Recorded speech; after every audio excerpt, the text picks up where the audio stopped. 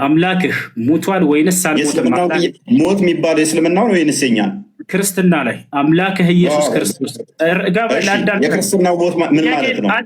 ሞት ማለት በክርስትና ምን ማለት ነው? ወዴትም አትሄድም። አምላኬ ሙቷል ብለህ ዛሬ ደቂቃው ሚዩት አድርግና ላስረዳ።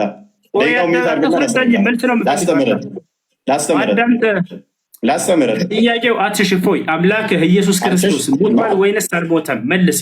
በስጋ ሞተ በመንፈስ ሕያው ሆነ ብለን እናምናለን። ሞት የሚነገረው ነፍስና ስጋ አንድ መለየት ስለሆነ ያዕቆብ ምዕራፍ 2 ላይ ከቁጥር 4 ጀምሮ ስለሚናገር፣ ሞት እንደናንተ ግን መጥፋት ከሆነ እኛ እንደዛ እናምንም። ስለዚህ ማን ያስተዳደር ነበር ምናምን መለኮት ለቅጽበት እንኳን መሞት ወይንም መለየት የለበትም ማለት ነው። ዮሐንስ ወንጌል ምዕራፍ 1 ላይ ቁጥር 18 ላይ እቅፍ እንዳለ ይናገረናል። ክርስቶስ በስጋ እንኳን ተገልጦ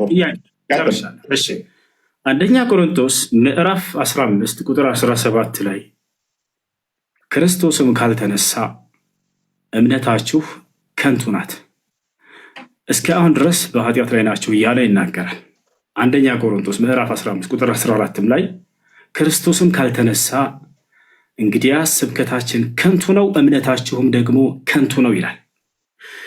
የክርስትናን እምነት ከንቱ መሆንና አለመሆን መሰረት ያደረገው የክርስቶስ መነሳት ላይ ነው፣ ትንሣኤ ላይ ነውና ኢየሱስ ክርስቶስ ከሙታን ሲነሳ ያየው አንድ የሐዋርያ ምስክር አለ ወይንስ የለም?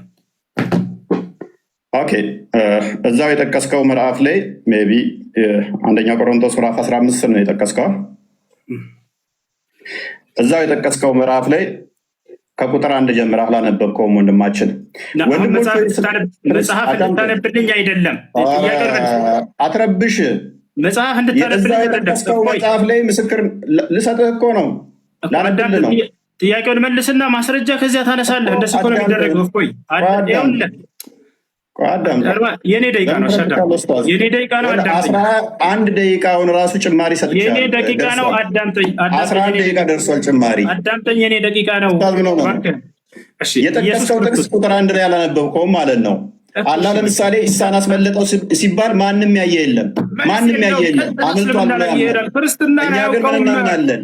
ምስክር እንዳለ እዛው የጠቀስከው ምዕራፍ ላይ ልመታህ እኮ ነው። አንተ በጠቀስከው ምዕራፍ ላይ ሲጠየቅ ጊዜ አላህ ሙሐመድ የለም። አይ ኡስታዝ እሱ ኤኒዌይስ ኮንክሉዥን እንስጥ እና ኢየሱስ ክርስቶስ ከሙታን ሲነሳ ያየው አንድ ሐዋርያ የለም። ዮሐንስ ወንጌል ምዕራፍ 20 ላይ አንድ በል እዚሁ የጠቀስከው ምዕራፍ ላይም ሰጠው። አላህ ግን ኢሳን ሲያስመልጠው አንድም ማስረጃ ማምጣት አይቻልም። ኢሳን አስመልጠው ማስረጃ የለም። ለመለስ አይችልም። ለመለስ ስላልፈለግክ ነው። ኮንክሉዥን እንስ መልስ። በቃሽ። ኮንክሉዥን እንስ ይበቃል። ይበቃል። ረጋበል ጭማሪ ራሱ 10 ደቂቃ አንተ አይደለም ደቂቃ ነው የምትይዘው። ያው እኔ ይዣለሁ አሳይሃለሁ። ይኸው አሳይሃለሁ። ያው ኦኬ ስንት ደቂቃ? 9 ደቂቃ 10 ደቂቃ እየሆነ ነው። ጥሩ ትቀልዳለህ አንተ ኡስታዝ፣ ይመችህ። ኢየሱስ ክርስቶስ ከሙታን ካልተነሳ ክርስትናችን ከንቱ ነው፣ ስብከታችን ከንቱ ነው፣ እምነታችንም ውሸት ነው ብሏል ጳውሎስ። ስለዚህ ክርስቶስ ከሙታን መነሳቱን ያየ አንድ የሐዋርያ ምስክር አለ ወይንስ የለም? እፎይች መልሳት። እሺ ቆይ አዳምጥ አንዴ። ዮሐንስ ወንጌልን አላነበብኩም። አለ በደንብ አለ። ማን ይባላል ያ ሐዋርያ ከሙታን ሲነሳ ያየው? እኮ አዳምጣ ማስረጃ ስለተሰጠኛለህ። እፎይ ማን ይባላል ያየው ሐዋርያ? ለምን ማዳመጥ ማትፈልገው? ያው እያዳመጥኩ ነው። ጥያቄ መልስ። ማን ነው ያ ሐዋርያ ያየው? ልሰጥህ እኮ ነው። ስላዩትም እኮ ነው። እንደገና ቤታቸው ይገባል እኮ ጸሎት ሲያደርጉ። ከሙታን ሲነሳ ያየው አንድ ሐዋርያ ማን ይባላል? ማን ይባላል? ከሙታን ሲነሳ ያየው ለምንድን ነው የማትረጋጋው? አዳምጥ በሚል ቃል አትደበቅ። ማን ይባላል? ከክርስቶስ ከሙታን ሲነሳ ያየው ሐዋርያ ማን ይባላል? ጎበዝ። እሺ አዳምጥ። እንደ ሞት አምኗል። መነሳቱን አይተዋል አላዩም ነው ጥያቄው። አላልኩህም። ሲነሳ ያየው አንድ ሐዋርያ በቃ መልስ የለውም። ወላሂ መልስ የለውም። አይመልሰውም። እሱ አንተ አይደለም አይመልሰውም። ላንብብልህ። ስለዚህ አዳም በዚያም ሰዓት ተነስተው ወደ ኢየሩሳሌም ተመልሱ፣ ከእርሱ ጋር ነበሩ። ጌታም በእውነት ተነስቷል፣ ለስምዖንም ታይቷል እያሉ በአንድነት ተሰብስበው አገኟቸው። ዮሐንስ ወንጌል ምዕራፍ 20ንም ከቁጥር 1 ጀምሮ አንብበው እነ ስምዖን እንዴት እንዳገኙ ከዛ በኋላም ደግሞ እንዴት እንደታየላቸው ተገልጿልና ቅድም የጠቀስከው ምዕራፍ ላይ በደንብ እዛው ያስቀምጠዋል። ና ክርስቶስ ከሙታን ሲነሳ ትንሣኤ ሲያደርግ ያየው ሐዋርያ ማን ይባላል? ስሙ አንድ ሐዋርያ ሜይ ቢ አይሰማም እንደ ውስታዙ ምን ሆኖ ነው? መልስ የለም። በዚያን ሰዓት ተነስተው ወደ ኢየሩሳሌም ተመለሱ። 11ዱ ከእርሱ ጋር የነበሩትም ጌታ በእውነት ተነስቷል፣ ለስምዖንም ታይቷል።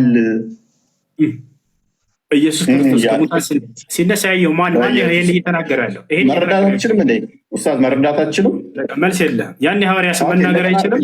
ምክንያቱም ይህንንም ሲነጋገሩ ኢየሱስ ራሱ በመካከላቸው ቆሞ ሰላም ለእናንተ አላቸው። አየህ አይደለ? አንድ አብዴት አድርጋ አሁን መልስ ደቂቃን አልጨረስክም። አሁን ደቂቃ ተረጋጋ። ያው እየቆጠረልህ ነው 11 ደቂቃ ደርሶታል። አሁንም እንደገና አስጀምሬልህ 7 ደቂቃ እየሄደልህ ነው። ክርስቶስ ከሙታን ካልተነሳማ ክርስትናችን ከንቱ ነው ብሏል ጳውሎስ። ማነው እምነታችን ከንቱ ነው ብሏል። ስለዚህ ክርስቶስ ከሙታን ሲነሳ ያየው ሐዋርያ ማን ነው ብለው ይሄ ሰውዬ ስሙን ሊጠቅስ አልቻለም። ጥያቄ ጠይቅ፣ ማብራሪያ አይደለም ኡስታዝ፣ ማብራሪያ አልተጠየቅክም። አላህ ኢሳን ሲያስመልጠው ያየም የለም፣ ማን ነው በሱ ቦታ የተሰቀለው ሚያቅ የለም፣ ኢሳ ተመልሶ ይመጣልም የሚል በቁርአን ውስጥ ሽታው የለም። ስለዚህ ሌሚሆን አርጉመንት ዛት ትምጣ አይደለም ሲነሳ